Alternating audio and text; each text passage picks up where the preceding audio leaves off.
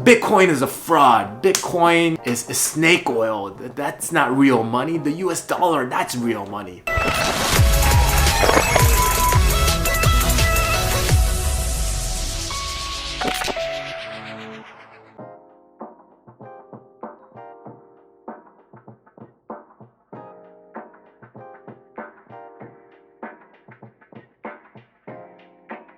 What's up? This is David, and today I want to talk to you about money and to define what money actually is. And I don't mean like the surface level definition of money, but let's really get deep into this and actually define what money really is, okay?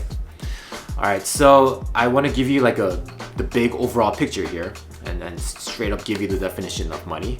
But what money actually is, it's just a form of value that we as a society, we as a collective agree upon.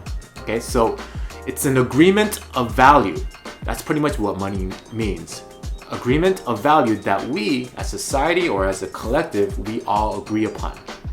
So the form of money doesn't actually really matter. We can agree that, like a gold coin, that may have value. We can agree that a piece of paper, that can have value. But as long as we as a society, we agree upon that value, then that contains value. That pretty much turns into a form of money. All right. So let's take this back and give you like a little history lesson or like a little, I guess, evolution of how money came to be. Okay, so let's go back like 100,000 years. And back in the tribal days, the Cavepeople days, they had many different forms of currency. But let's just take an example of like coins, right? Coins. People back then, what they did was they agreed that this piece of coin has a certain value to it. And without the agreement of other people, the value wouldn't exist, right? So we had to all have agreed that this piece of coin has a certain value.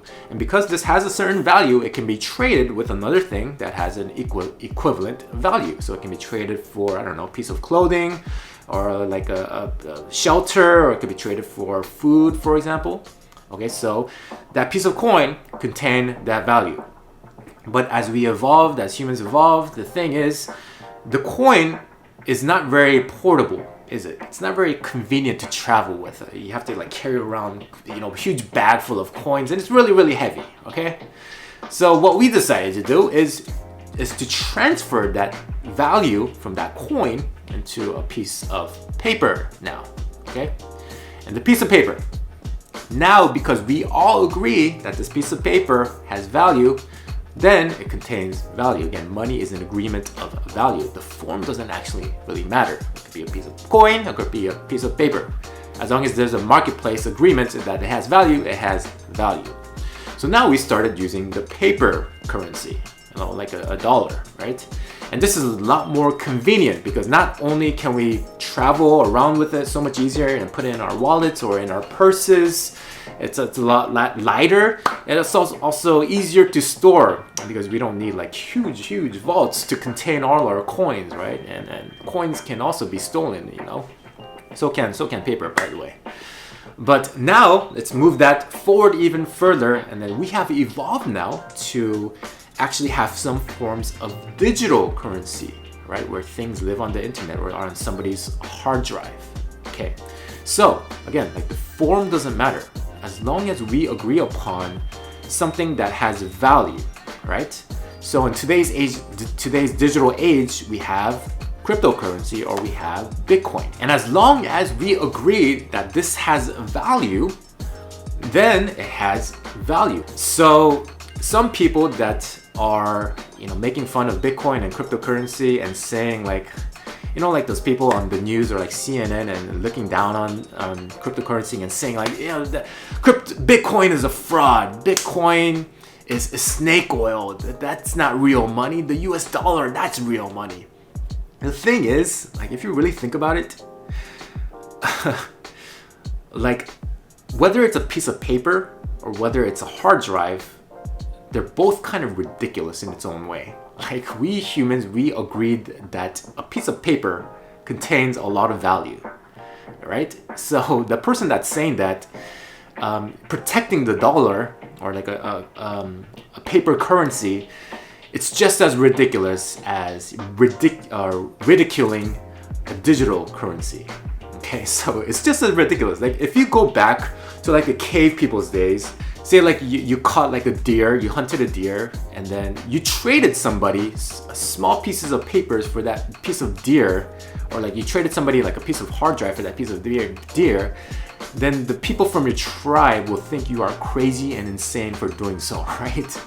So like whether it's a piece of paper or whether it's a hard drive, they're both kind of ridiculous if you were to think about it. Or I don't want to use the term ridiculous, but for the lack of a better word, they're both kind of ridiculous because we humans, we agree that this paper has a ton of value.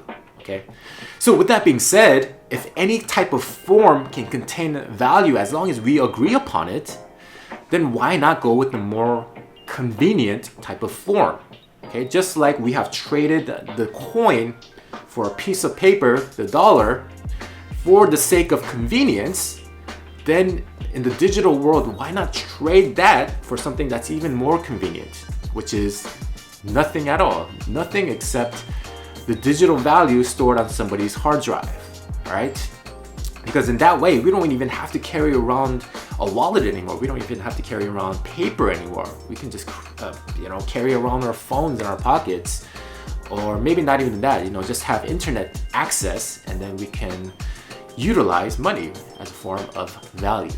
All right. So the form doesn't matter, just as long as we agree upon the functionality. And I talked about form versus function in the first order principles video.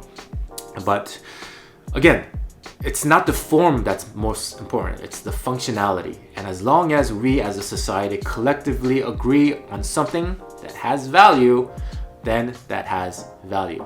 And it can be a piece of paper, or it could be something online in the digital format. Okay, so that's pretty much what money is. Okay, money is an agreement of value, and it doesn't matter what the form is, as long as we as a collective all agree upon the value of something. So with that being said, why not use something more convenient? Why not use the digital currencies? Why not use these cryptocurrencies for the sake of convenience? But the thing is, some people just are so stubborn, and they just they don't want to adapt.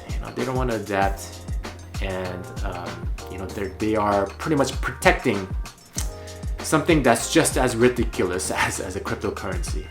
But yeah, that's all I had for this video. Just a little video on money and what money actually is. So I hope you found some kind of value out of this one, and that's it for this video. I hope you found this informative and knowledgeable. So that's it, and I'll see you in the next video. Peace.